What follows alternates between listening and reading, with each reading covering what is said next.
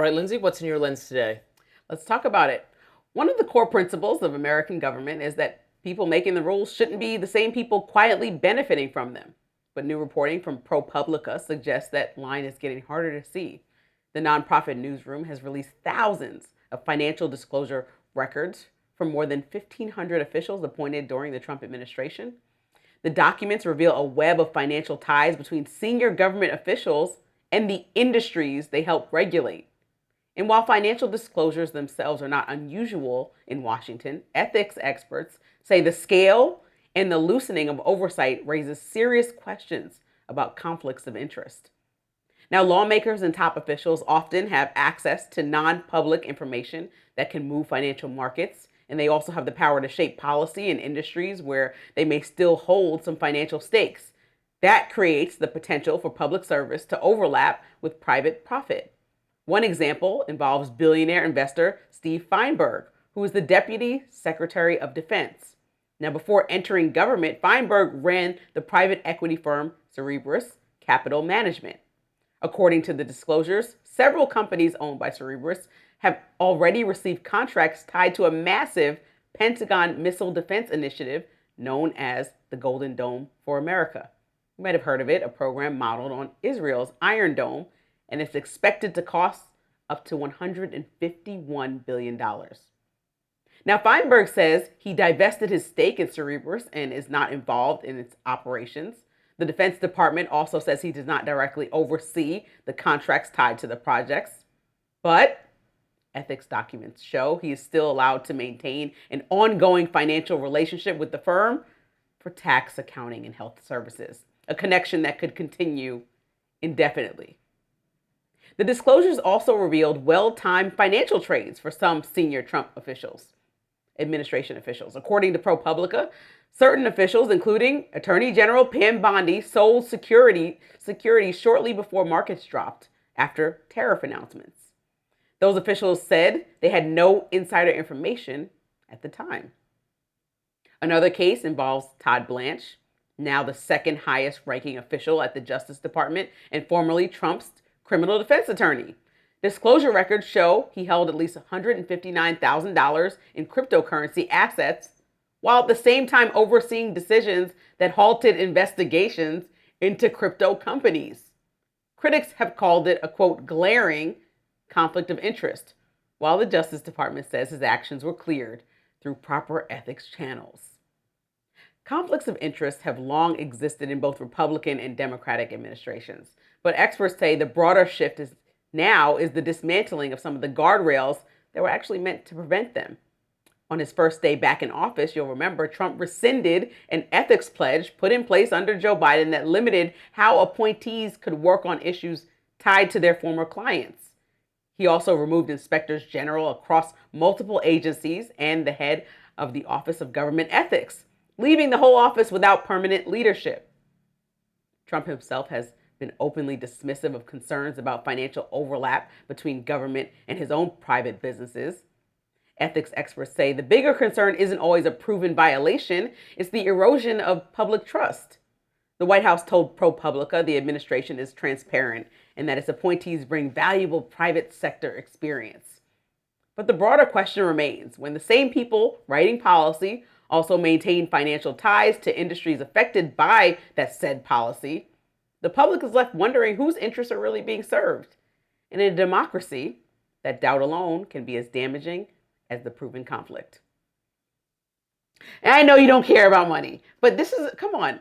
This is why are you yawning? You don't care that all these people are directly making policy that's tied to what they're doing? I mean, Mark Berkowitz, Assistant Secretary of Defense for Space Policy. Who know nothing about the thing making policy? Assistant Secretary of Defense for Space Policy, former executive at Lockheed Martin. Lockheed currently, he still is invested and has stocks in it and 2 pensions from there. And Lockheed Martin is currently one of the top contenders to build this Golden Dome project that's going to net $151 billion. And he's overseeing and making policy for the same way he's benefiting. That doesn't ring alarms to you. That doesn't say anything to you. You don't care if anybody's just paying their companies that they get money from. as long as it gets done. However, just like it could all be with the intention, like, do we even need the dome? For the same person that wants to cut government spending to know that we're spending tons so people can get rich, I would think that you would have a different perspective. Private people are spending their money. The Golden Dome will be paid with taxpayer dollars, not privately. So therefore, we'll be spending our money on a Golden Dome that we haven't been sold to if we need it, and Lockheed Martin will benefit, and so will people working in the government.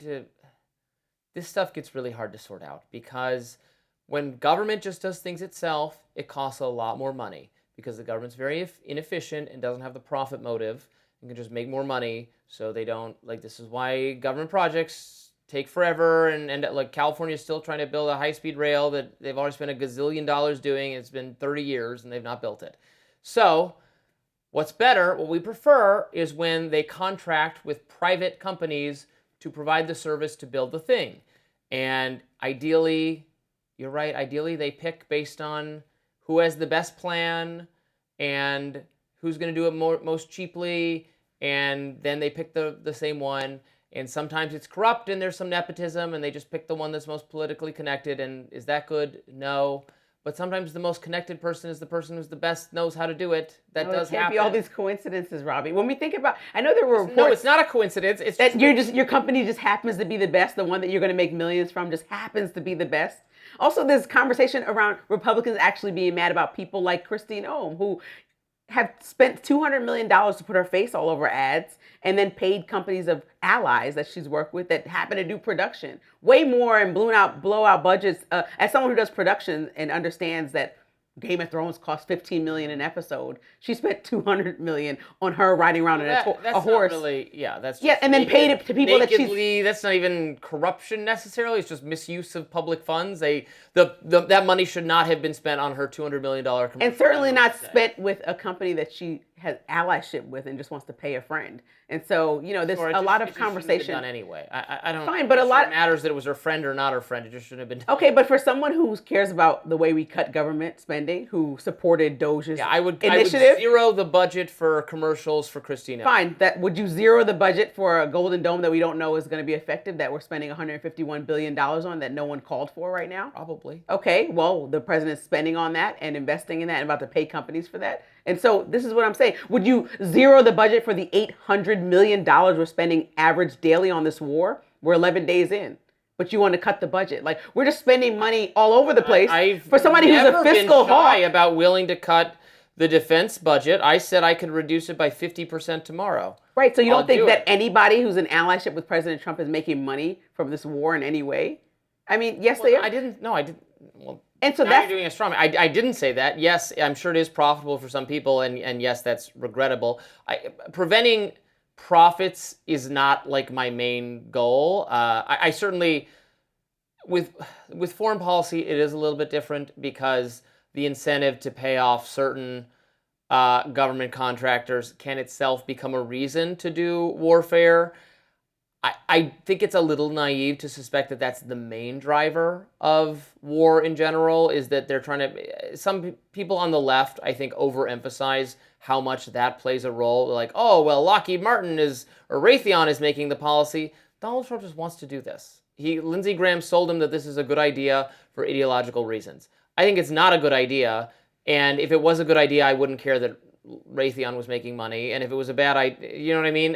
I'm against it because I'm against it, and they didn't pick it for that reason. But yes, you're right, on the margins, I'm sure these incentives matter a little bit. I just think the left overemphasizes how much this is the big one. Well, ProPublica looks into any, what they perceived ethics violations to find if there's any merit there, and they spent months, if not more than a year, looking into people that Trump has recently hired. And so there's a lot of smoke and fire. And so we have to call people to task when they're doing things to benefit themselves and not the American people, especially the America First administration. I hope you remember this conversation we have about how money motivates everything and corrupts people, and incentive for money causes dishonest and deceptive behavior, when we have another discussion of people who have made accusations regarding the Epstein files, and when we talk about Havana syndrome a little bit later today. So keep that in mind, because we're going to revisit it.